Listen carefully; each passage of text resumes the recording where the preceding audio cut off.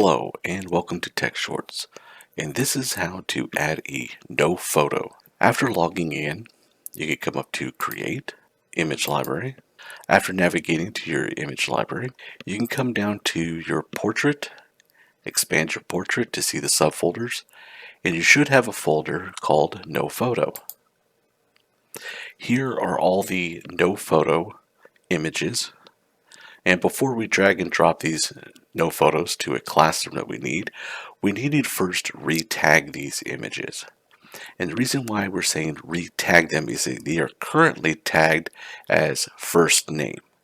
So if we click on one and we come up to tag name, here is what we were talking about. They are currently already tagged, and we have to break this tag up, and this is why it's important to break this tag up. If I was to click this edit button, continue, and change the first name to last, click save and done, you can now see that all the photos are now last name.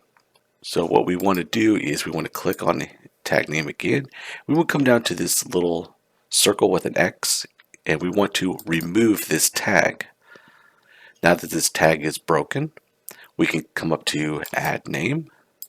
We can name this first name and give it a last name. Remember, a first and last name is required. The other information is optional. Hit save, and then we can hit done. Now you'll notice that it disappeared right here. It's not really gone. It simply fell into alphabetical order. Remember, the image library is sorted by alphabetical order. So if we come down here we can see our person. We can click and hold this image. We can drag this image over here to the classroom that we need it in. And we can let go of our mouse button because we see the word move right next to the number of images. The number of images has changed. The image is gone, and we can come over here to this class. So this no photo can sit here as a student who didn't show up for picture day, or it could be here for a student that needs a no photo.